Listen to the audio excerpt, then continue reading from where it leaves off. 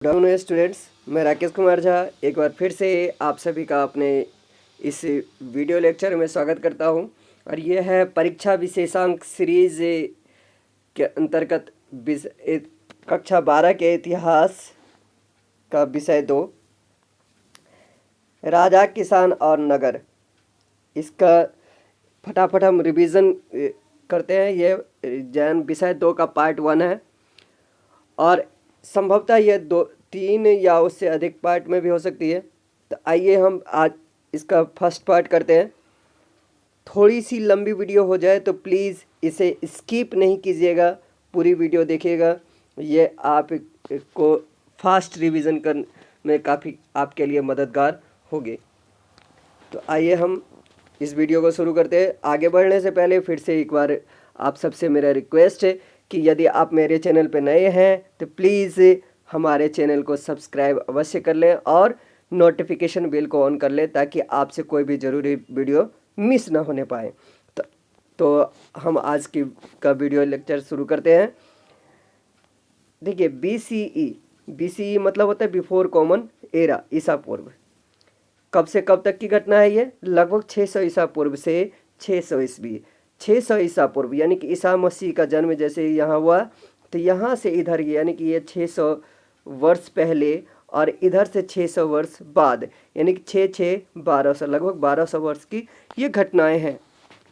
अब इसका जो है ना स्मरणीय बिंदु यानी कि याद रखने योग्य बातें कौन कौन सी हैं यहाँ पे देखते हैं।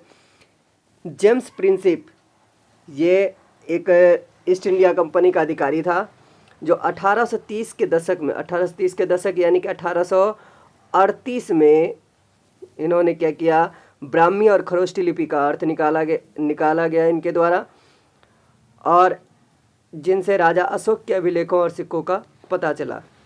6ठी शताब्दी ईसा पूर्व को एक महत्वपूर्ण परिवर्तनकारी काल माना जाता है। इसका कारण क्या था कि आरंभिक राज्यों व नगरों का विकास, लोहे के बढ़ते प्रयोग और सिक्कों का प्रचलन। यानी कि परिवर्तनकारी काल क्यों माना जाता है, उसका कारण है कि इस समय में नगरों का विकास हुआ, लोहे का प्रयोग बढ़ गया और सिक्कों का प्रचलन प्रारंभ हो चुका था अच्छी तरीके से। इस काल में 16 महाजनपद जो बड़े जनपद थे उन्हें महाजनपद कहा जाता था। महाजनपदों का उदय हुआ जिसमें मगध, कौशल, कुरु, पांचाल, गांधार, वज्जी, अवंती आदि ये प्रमुख थे। मगध जो है ना सबसे शक्तिशाली महाजनपद बना था। उसका क्या कारण था उसको हम देखते हैं जरा, कि यहाँ की भूमि उपजाऊ थी। तो जाहिर सी बात है, उपजाऊ भूमि थी तो यहाँ पे उत्पादन भी अधिक होता था और जंगलों में हाथियों की यहाँ पे उपलब्धता, क्योंकि वन क्षेत्र यहाँ पे ज़्यादा थे तो जंगलों में हाथियों की उपलब्धता भी काफ़ी अच्छी थी। लोहे की खदानें, नदियों का द्वारा यातायात बहुत अच्छे तरीके से होता था। योग्य और महत्वाकांक्षी शासक थे, यानी कि जो एबल भी थे और महत्वाकांक्षी, यानी कि उन्हें अपने साम्राज्य को आगे बढ़ाने में हमेशा दिलचस्पी रहती थी। और उसके बाद है सुरक्षित राजधानियाँ थी, यानी कि राजधानी पर किसी प्रकार का कहीं से कोई खतरा नहीं था। बौद्ध ग्रंथों के अनुसार अशोक सर्वाधिक प्रसिद्ध शासक हुए। चंद्रगुप्त मौर्य, जिसे मौर्य वंश का संस्थापक कहा जाता है, यानी मौर्य वंश का वास्तविक संस्थापक कहा जाता है। मौर्य साम्राज्य भारत का पहला साम्राज्य था। मौर्य तथा गुप्त साम्राज्य की जानकारी के स्रोत देखिए कौन कौन से हैं। तो यानी कि सोर्स, मौर्य साम्राज्य के जानकारी के सोर्स ये हैं। मेगास्थनीज की इंडिका, मेगास्थनीज जो यूनानी शासक था, चंद्रगुप्त द्वितीय के दरबार में आया था, इन्होंने इंडिका लिखे है। तो इसमें भी इससे भी हमें मौर्य साम्राज्य की जानकारी मिलती है। कौटिल्य का अर्थशास्त्र है। जैन साहित्य, बौद्ध साहित्य, पौराणिक ग्रंथ यानी कि पुराण इत्यादि, अभिलेख अशोक के, और संस्कृत वांग्मय यानी कि वेद और स्मृति वगैरह। तो इससे जो है ना मौर्य साम्राज्य की हमें जानकारी प्राप्त होती है। उसके बाद गुप्त साम्राज्य की अगर बात करें तो अभिलेख, सिक्के, साहित्य, प्रशस्तियाँ, प्रशस्तियाँ यानी कि बड़े बड़े पत्थरों पे जो लिखे गए लेख को प्रशस्ति कहा जाता था।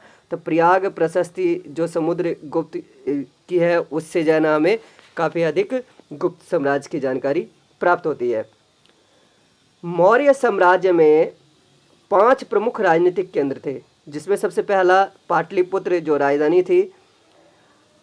4 प्रांत थे, कौन कौन सा? तक्षशिला, उज्जैनी, तोसाली और सुवर्णगिरी।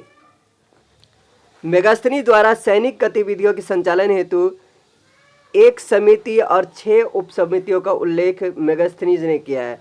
किसमें? अपनी इंडिका में। जिनके कार्य क्या था? नौसेना का संचालन करना, यातायात और खान पान की व्यवस्था करना, पैदल सैनिकों का व्यवस्था करना, अश्वारोहियों का, रथरोहियों का और हाथियों का संचालन करना, ये उनके कार्य थे। 4वीं शताब्दी ईस्वी में गुप्त साम्राज्य का उदय हुआ। 321 ईस्वी में लगभग। सामंतवाद का उदय संभवतः इसी काल से माना जाता है। सामंतों का उदय हुआ था। दक्षिण के राजा और सरदार चोल, चेर और पांड्य जैसे समृद्ध और अस्थायी राज्यों का उदय हुआ। 6ठी शताब्दी ईसा पूर्व से उपज बढ़ाने के लिए लोहे के फाल वाले हलों का प्रयोग शुरू हुआ। 6ठी शताब्दी ईसा पूर्व से 6ठी शताब्दी के काल में व्यापार के लिए सिक्कों के प्रचलन से विनिमय यानी कि लेन देन आसान हो गया। उच्च स्थिति प्राप्त करने के लिए राजाओं द्वारा देवी देवताओं के साथ जुड़ गया था, यानी कि अपना हाई लेवल प्राप्त करने के लिए। हाई लेवल यानी कि वो अपने आप को ये कहते थे कि हम जैन। द्वितीय शताब्दी के कई नगरों से छोटे दानात्मक यानी दान देने वाले अभिलेखों से विभिन्न व्यवसायों की जानकारी हमें मिलती है, जैसे धोबी, बुनकर, लिपिक, बढ़ई, कुम्हार, स्वर्णकार, लौहकार, लोहे के वस्तु बनाने वाले, धार्मिक गुरु, व्यापारी आदि की जानकारी हमें मिलती है दान देने वाले अभिलेख से, जो विभिन्न शासकों ने दान दिया था। उत्पादकों तथा व्यापारियों के संघ को क्या कहा जाता था? श्रेणी का उल्लेख मिलता है। श्रेणियों के में संभवतः ये क्या करते थे? पहले कच्चे माल को खरीदती थी ये श्रेणियाँ, और फिर उनसे सामान तैयार कर बाजार में बेच देती थी। अब इसके बाद आगे देखिए, अगला है कि 6ठी शताब्दी ईसा पूर्व से उपमहाद्वीप में नदी मार्गों और भूमार्गों का जाल कई दिशाओं में फैला। अरब सागर से उत्तर अफ्रीका, पश्चिम एशिया तक और बंगाल की खाड़ी से चीन और दक्षिण पूर्व एशिया तक ये जो है ना पूरा फैला हुआ था ये साम्राज्य। भूमार्ग यानी कि यहाँ तक विकसित हो चुका था। भूमार्ग और नदी मार्ग। गुप्त काल के अंतिम समय में सिक्कों में कमी आर्थिक गिरावट की ओर इशारा करती है। यानी गुप्त काल में क्या हुआ था कि अंतिम समय में सिक्कों में अचानक से गिरावट आने लगी थी। इससे ऐसा लगता है कि हो सकता है कि आर्थिक रूप से कमज़ोर हो गए हों और इसलिए सिक्कों के कम उपलब्धता हो गई हो। अभिलेख साक्ष्य इतिहास के प्रमुख स्रोत हैं। अभिलेख शास्त्रियों द्वारा अभिलेखों के अध्ययन से बीते काल की भाषा, राजा का नाम, तिथि, संदेश आदि की महत्वपूर्ण जानकारी प्राप्त होती है। अभिलेख से जो हमें साक्ष्य यानी सबूत प्राप्त होते हैं उसकी सीमाएं हैं। क्या क्या सीमाएं हैं देखते हैं कि अक्षरों का हल्के ढंग से उत्कीर्ण होना यानी कि उकेरा गया है हल्के ढंग से। अभिलेखों के टूट जाने से कुछ अक्षरों का लुप्त हो जाना यानी गायब हो जाना। वास्तविक अर्थ ना निकाल पाना, भाषा समझ ना आना, दैनिक प्रक्रियाओं व रोजमर्रा की जिंदगी के सुख दुख का उल्लेख अभिलेखों में ना मिलना। प्रस्तर मूर्तियों, प्रस्तर मतलब पत्थर की मूर्तियों सहित मौर्यकालीन समस्त पुरातत्व, पुरातत्व यानी पुराने जो भी अवशेष प्राप्त होते हैं, पुरानी चीजें जो प्राप्त होती है, पुरातत्व एक अद्भुत कला के प्रमाण थे। वे मौर्य साम्राज्य की पहचान माने जाते हैं। कुषाण शासकों ने स्वयं को यानी खुद को देवतुल्य प्रस्तुत किया। उन्होंने अपने नाम के आगे देवपुत्र की उपाधि धारण की। संभवतः वे चीन के शासकों से प्रेरित थे जो स्वयं को स्वर्गपुत्र कहते थे। कुषाण शासकों के राजधर्म को जानने के कुषाण शासकों के राजधर्म को जानने के सर्वोत्तम यानी कि सबसे अच्छा प्रमाण उनके सिक्के और मूर्तियां हैं। जनपद का अर्थ एक ऐसा भूखंड है। अब जनपद किसे कहते हैं समझिए, कि एक ऐसा भूखंड जहाँ कोई जन यानी कि जन का मतलब यहाँ पे लोग, कुल या जनजाति है, अपना पांव रखता है और बस जाता है। यानी कि ऐसा भूखंड जहाँ पर कोई जन अपना पांव रखता है या बस जाता है उसे जनपद कहते हैं। जन का मतलब क्या है, लोग, कुल या जनजाति। इस शब्द का प्रयोग प्राकृत और संस्कृत दोनों में मिलता है। लगभग 6ठी शताब्दी ईसा पूर्व से संस्कृत में धर्मशास्त्र नामक ग्रंथों की रचना शुरू हुई। इनमें शासक व समाज के अन्य वर्गों के लिए नियमों का निर्धारण किया गया। सरदार एक शक्तिशाली व्यक्ति होता था जिसका पद वंशानुगत भी हो सकता था, और वंशानुगत भी हो सकता था मतलब वंश की परंपरा के अनुसार, यानी कि पिता है तो उसका बेटा, फिर उसका बेटा, इस तरीके से। उसके अधीन क्षेत्र को सरदारी कहा जाता था, यानी सरदार के अधीन जो भी क्षेत्र होता था उसे सरदारी कहते थे। प्रयाग प्रशस्ति, प्रयाग का जो पत्थर पे लिखे प्रयाग यानी कि जो कि अभी इलाहाबाद है, प्रयाग प्रशस्ति, उसका पहले नाम इलाहाबाद को फिर से अब प्रयागराज कर दिया गया है, तो पहले भी प्रयागराज ही इसका नाम था। प्रयाग प्रशस्ति यानी पत्थर के बहुत बड़े लेख जिसे इलाहाबाद स्तंभ अभिलेख के नाम से भी जाना जाता है, की रचना संस्कृत में हरिसेन ने की, जो सम्राट समुद्रगुप्त के राज कवि थे। प्रयाग प्रशस्ति की रचना हरिसेन ने की थी। सुदर्शन झील का निर्माण मौर्य काल में एक स्थानीय राज्यपाल के द्वारा किया गया। इसका ज्ञान हमें शक शासक रुद्र दामन के पाषाण अभिलेख यानी पत्थर के अभिलेख से प्राप्त होता है। गृहपति घर का मुखिया होता था और घर में रहने वाली महिलाओं, बच्चों, नौकरों पर नियंत्रण करता था। पाली भाषा में इस शब्द का प्रयोग छोटे किसानों के लिए किया गया है। मुद्रा शास्त्र सिक्कों का अध्ययन है। इसके साथ ही उन पर पाए जाने वाले चित्र, लिपि आदि तथा उनकी धातुओं का विश्लेषण भी इसके अंतर्गत आता है, यानी कि इसके अंतर्गत किया जाता है। अब देखिए अति लघु उत्तरीय प्रश्न और उसके उत्तर की चर्चा कर लेते हैं, उसके बाद इसके बहुविकल्पीय प्रश्न की चर्चा करेंगे। इस वीडियो में इतना ही करेंगे और फिर अगली वीडियो में उससे आगे की बातें हम लोग करेंगे। तो देखिए सबसे पहला प्रश्न है, अभिलेख किसे कहते हैं। तो अभिलेख की बात करें तो अभिलेख कहा जाता है पत्थरों पर जो किए गए लेख थे, जो विभिन्न राजाओं के जो पत्थर, धातु या मिट्टी के बर्तन पर कठोर सतह से उकेरे गए जो लेख थे, यानी कि जो लिखे गए लेख थे, उसे अभिलेख कहा जाता है। जेम्स प्रिंसेप अगला प्रश्न है, पहला प्रश्न हो गया। अगला प्रश्न है जेम्स प्रिंसेप कौन थे। तो James Prinsep east India company के अधिकारी थे, जो कि 1838 में खरोष्ठी और ब्राह्मी लिपि का अर्थ निकाला था।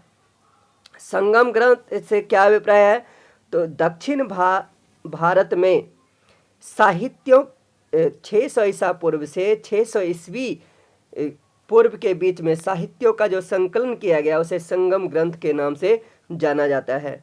साहित्यों को जो इकट्ठा किया गया उसे संगम ग्रंथ के नाम से जाना जाता है। अशोक के अभिलेख मुख्यतः किन लिपियों में थे, तो लिपि की बात अगर करते हैं तो खरोष्ठी और ब्राह्मी लिपि में थे। आहत सिक्कों से आप क्या समझते हैं, तो धातुओं पर आहत यानी कि चोट पहुंचा के, यानी कि उकेर के जो सिक्के बनाए गए थे उन्हें आहत सिक्के कहा जाता है। अशोक के अभिलेखों की भाषा सामान्यतः प्राकृत थी और कहीं कहीं पे पाली भी पाई गई है। श्रेणी, व्यापारियों के संघ यानी कि व्यापारियों के ग्रुप को, समूह को श्रेणी कहा जाता था। अशोक के सिंह शीर्ष को आज क्यों महत्वपूर्ण माना जाता है। अशोक के सिंह शीर्ष 4 सिंहों का एक मेल है, जो कि चारों दिशाओं से आने वाले खतरे के प्रति सजग रहने का एक संकेत है, और जिसे हमारी भारत सरकार ने अपने प्रतीक के रूप में अपनाया है। अग्रहार का क्या अर्थ है, तो अग्रहार ब्राह्मणों को दिए गए भूमि के दान को अग्रहार कहा जाता था। कनिष्क कुषाण वंश के सबसे शक्तिशाली शासक है। तो ये तो था 1 नंबर वाले 10 प्रश्न। और उसके बाद अब MCQ की बात करते हैं। तो MCQ में ज़रा देखिए, तो MCQ है जैसे 11वां प्रश्न है इसका, जेम्स प्रिंसेप की मुख्य उपलब्धि क्या थी? तो इनकी मुख्य उपलब्धि थी ब्राह्मी व खरोष्ठी लिपि का अर्थ निकालना। अगला प्रश्न है, इंडिका किताब के लेखक कौन थे? तो मेगास्थनीज। उसके बाद अगला प्रश्न है, मौर्य साम्राज्य की सैनिक गतिविधि किसके द्वारा संचालित की जाती थी? 1 समिति व 6 उपसमिति द्वारा। धम्म के सिद्धांत की शुरुआत किसने की? तो इसका आंसर हो जाएगा अशोक ने की थी। जातक कथाएं किस महापुरुष से संबंधित हैं?